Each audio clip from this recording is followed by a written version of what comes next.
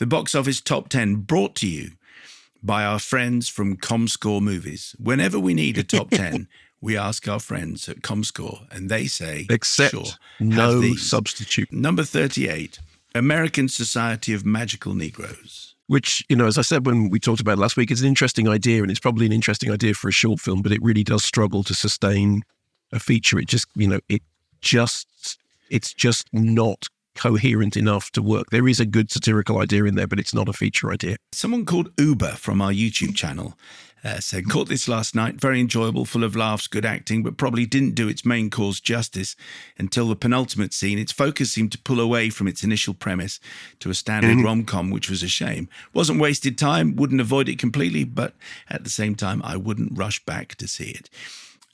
Number 26 is ISS. Kind of like The Thing in space. I enjoyed it. Steve Ledbetter, also on our YouTube channel, says a decent pretender to 2010 with Roy Scheider and Helen Mirren, and I think John Lithgow was in that. Anyway, Steve Ledbetter says tensions were high. It taught me to count backwards from 10 to 1 in Russian. So clearly I've watched it too often. I don't think I've ever seen 2010. The thing that 2010 is most famous for is that my very good friend Nigel Floyd always quotes, there's a phrase that Helen Mirren uses. She says piece of pie. She means piece of cake, but it's a mistranslation, and she says piece of pie. And so whenever Nigel is going to say piece of cake, he says piece of pie as a nod to Helen Mirren in 2010. Number 19 is Ordinary Angels. Which is okay. I mean, as those kind of faith-based films go, it sort of keeps the faith generally to the background. Although I do think that the main thing it tells you is that the American healthcare system needs addressing very seriously. Interesting email from the Reverend David Meldrum in Cape Town, formerly of London and Edinburgh. Dear Reverend Doctor and Right Reverend Doctor, listening since the beginning, oftentimes emergency mailer. I was reminded in this week's take of something that's been nagging at me for a long time. Mark reviewed Ordinary Angels, a film which holds no attraction for me whatsoever. I appreciate that for some people and other media of this nature, i.e. aimed squarely at a particular kind of Christian, that they're important. And I also know that film companies market films at specific target markets. I find it, though, deeply patronizing. I am a Christian. It's generally considered a compulsory prerequisite for my job, what with him being a reverend and everything. And as Mark is rightly fond of saying, you get from a film what you bring to it. Because my faith is important to me, it informs my watching of films, often not consciously, but it's there in the air I breathe, like my marriage and family life and other central parts of who I am. I don't want or need a film tailored to my perceived needs by a Hollywood marketing department. I want good films. My faith has been informed and shaped by all manner of films, none of them with this faith-based sector. I think of Pan's Labyrinth and Trainspotting, amongst many others. Martin Scorsese's Silence was a profound and thought-provoking film about faith, adapted from a great novel, and was not, as far as I can recall, described as faith-based, presumably because it asks challenging questions of and about faith rather than simply using faith as a marketing tool. Down with lazy film marketing, right-wing fundamentalist wingnuts and all the other bad stuff, and up with having your worldview shaped by surprising and challenging art of all types. Reverend David Meldrum. That's a good email, don't you think? I do. Where does the Reverend David Meldrum preach? Because I would like to go to one of his sermons. He sounds like my kind of guy. Cape Town. It's going to be a while, but I'm going to get myself to Cape Town because I would go to one of those sermons. Yeah, that sounds pretty good, Dave. If you preach like that, then hey, if you're one of our listeners in or near Cape Town, seek out the Reverend David Meldrum because he sounds like a good kind of bloke. Number 15, Boy Kills World. There's nothing faith-based about Boy Kills World unless it's the faith of people punching each other in the face.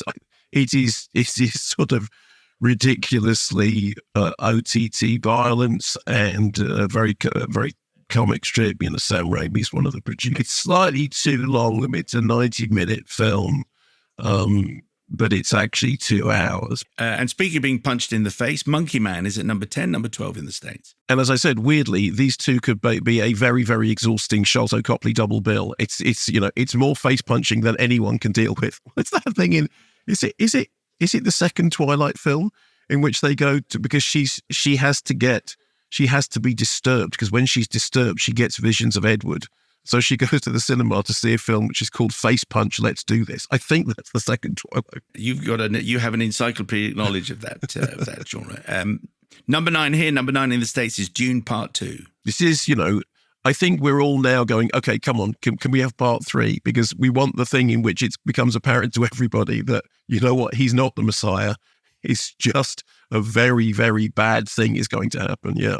Number 8, new entry. Now, this is either Spy times Family Code, :white, or you don't say the times because, as you told us, it's silent. So it's Spy Family Code white. What is it? What do I say here? I suspect it's the second of those, Spy Family Code white. I haven't seen this. This is a Japanese animated spy action comedy film, and I imagine that's how you say it, but then I am basing that on the fact that Linda Marek told me that this is what happens when you have a title with an X in it, that you don't say it, because the kids wouldn't. Number 7 is Ghostbusters Frozen Empire. It isn't getting any better, but it has been in the charts now for 6 weeks, and this demonstrates why we keep getting these films, because it doesn't matter how poor they are.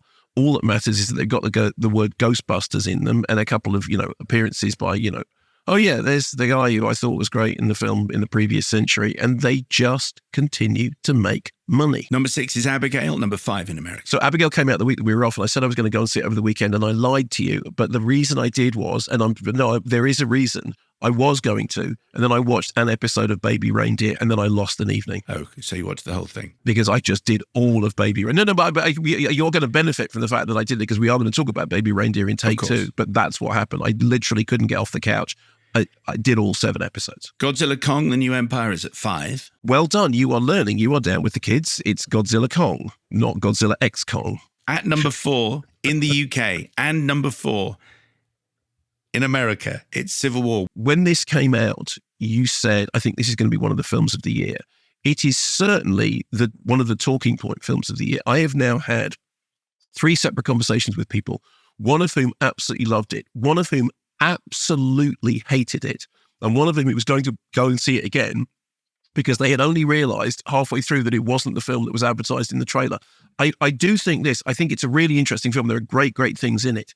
I think the trailer missells it, and I think that's one of the problems. It's not a Marvel movie. I mean, it's obviously, with everything that's going on in America at the moment, it kind of looks closer to a documentary. But, I have some reservations about it, but I think it is going to carry on being a talking point. Kung Fu Panda 4 is at 3. Yeah, and there'll be Kung Fu Panda 4. Kung Fu Panda. Now, I would pay to see that franchise.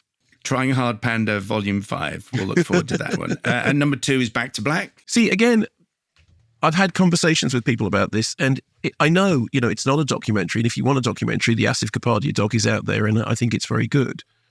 As a pop biopics aficionado, I think Back to Black is fine. I don't think it's great, but I don't think it's terrible. I think it's got a very, very good central performance. I think the most remarkable thing about it is how unremarkable it is. And I mean that as in it's not bad. It's, it's full of chubby hum moments, but then, so is the Buddy Holly story, and, so are all the films I've said. I think it's funny, and it has done pretty well at the box office. So despite the fact there was all this stuff before it came out, people were outraged, and, tabloid newspapers were faffing about it. It's done fine. It's just fine.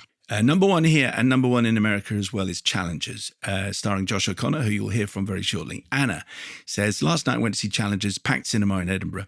I was slightly sceptical as I'd seen the trailer for it on previous cinema trips and thought it looked a bit naff. After hearing Mark's review and my partner seeing lots of rave reviews on TikTok, we decided to go and see for ourselves. As a 22-year-old girl, I think I'm probably the target demographic for this film, but I simply couldn't get over the silliness of it. The changes in camera angles, the intense close-ups, and the backing music that cuts in and out of the last scene was just ridiculous. Thanks for the show. You entertain me on my way to hospital every Friday. I'm a medical student, not ill. Anna, thank you for the clarification.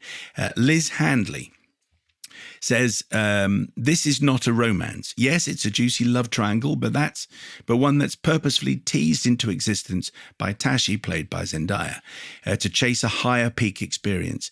Peak experience in this film answers the question, what is sport even for?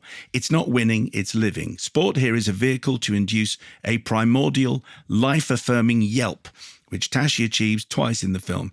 This vaunted state is possible only in motion, whether interpersonal or on the court. These characters twist and turn, love and hate, with a back and forth that makes heavyweight boxing look tame.